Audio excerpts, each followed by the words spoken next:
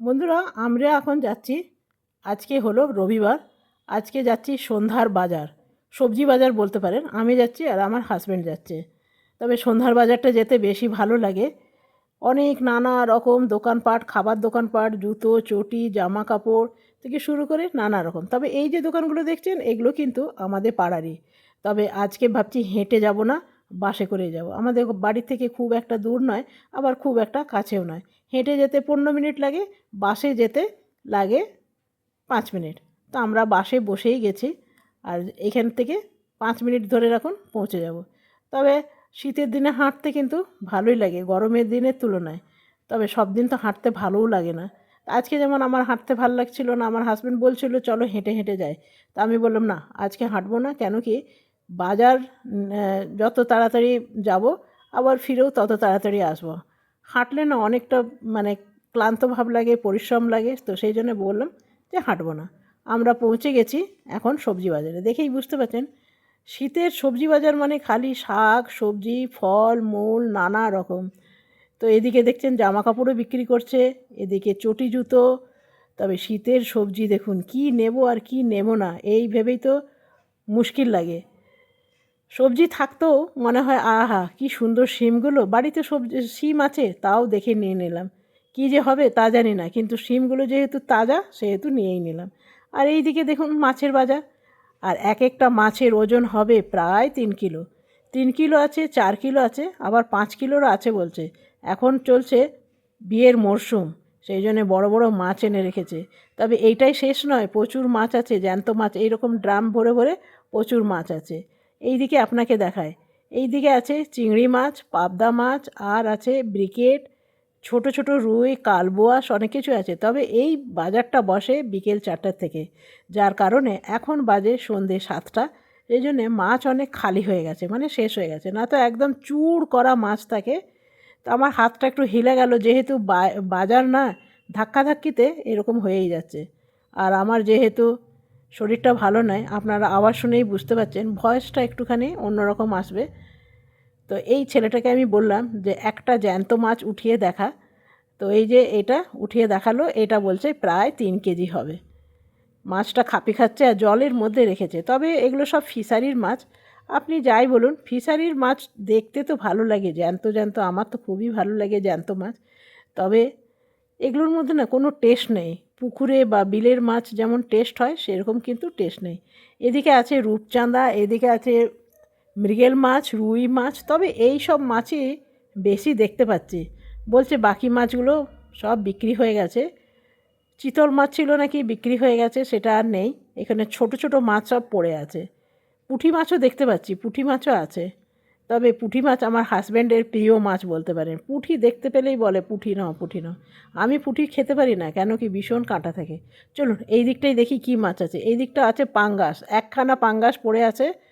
বলছে 70টা নাকি পাঙ্গাস এনেছিল, তার মধ্যে একখানাই পড়ে আছে। তো এটাও দেখুন জ্যান্ত মাছ, পাঙ্গাসটাও।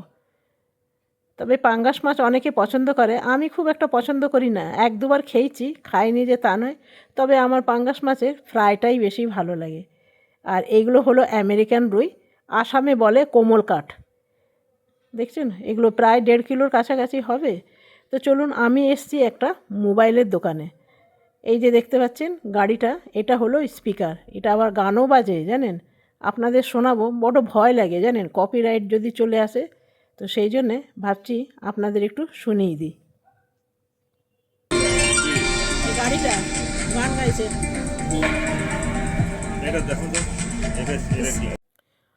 অল্প হলেও আপনাদের গান শোনালাম। এই যে দেখুন গাড়িটা ছাদের উপরে দেখুন স্পিকার আছে।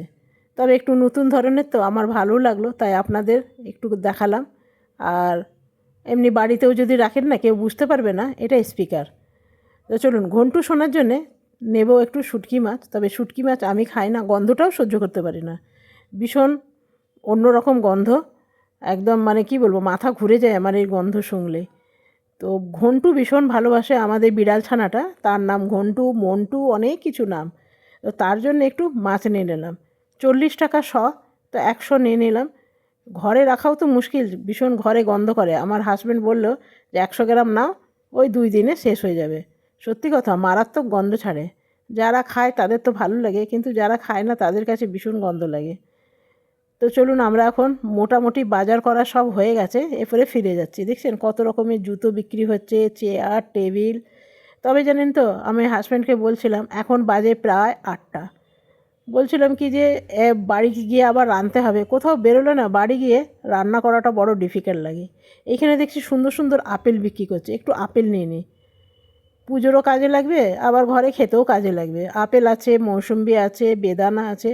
এখন শীতকালে দেখবেন ফলমূলও ভালো পাওয়া যায়, যেমন পাওয়া যায় শাকসবজি তেমনি পাওয়া যায় সুন্দর সুন্দর ফল।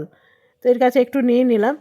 আর আমার হাজব্যান্ডকে বললাম বাড়ি গিয়ে আবার রাঁধতে হবে, তো বলছে আর রাঁধতে হবে না, তো এইখান থেকেই কিছু খেয়ে নেবো। আপনারা অনেকেই জানেন যে রাত্রেবেলায় আমরা ভাত খাই না, রুটি খাই। তবে রুটি পাওয়াটা আমাদের এখানে মুশকিল না, ঠিকই আছে। তবে রুটি তো আমরা বাড়িতে খাই। আজকে ভেবেছি খাবো তন্দুরি, তন্দুরি রুটি হয় না, তন্দুরি রুটি। আর খাবো তড়কা ডাল বা চিকেন, যাই হোক খাবো। যদিও বা চিকেন আমার হাজব্যান্ড খুব একটা পছন্দ করে না, আর আমিও পছন্দ করি না। তো দেখা যাক, এইখানে যখনই আসি এখানে আপনার তড়কাটা এত ভালো বানায় না, যখনই আসি তখনই শেষ। তবে যেটা ভেবেছিলাম সেটাই হয়েছে। তড়কা বলল কি শেষ হয়ে গেছে আজকের মতন। এখন কিন্তু বেশি বাজেনি, এখন বাজছে রাত 8টা। তো 9টা 10টা বাজতে বাজতে এই রেস্টুরেন্টটা পুরো ভরে যায়। তো সেই জন্য বললো শেষ হয়ে গেছে, আর বানানো হবে না, আবার কালকে। তো অগত্যায় চিকেন নেওয়া হলো। তো চলুন গিয়ে বসে হাতটা ধুয়ে রেডি হয়ে বসলাম। কখন দেবে জানি না, ঘন্টাখানেক তো লাগবেই, বা আধা ঘন্টা তো ধরে রাখুন। এটা একটা বাঙালি রেস্টুরেন্ট, রেস্টুরেন্টটার নাম হলো জোড়া ইলিশ। নামটা সুন্দর না? তো আমার হাজব্যান্ড এখন অপেক্ষা করছে কখন আসে। তবে আমরা অর্ডার করেছি চম্পারন চিকেন হান্ডি আর তন্দুরি রুটি, যেটা আমার ভীষণ প্রিয়। এটা চেনা পরিচিত রান্নাগুলোই আমরা রাত্রেবেলায় এসে খাই, খুব তড়ক ভড়ক খাই না। তবে অনেক কিছুই ছিল, মাটন টাটন অনেক কিছুই ছিল, তবে মাটনটা আমরা রাতে অ্যাভয়েড করি বেশি। তো চিকেনটা নিলাম, যেহেতু তড়কা পেলাম না বলে। পনির ছিল, তবে পনির নিলাম না, পনির আমার খেতে রাত্রেবেলায় খুব একটা ভালো লাগে না। তো চলুন খেয়ে দেখা যাক কেমন।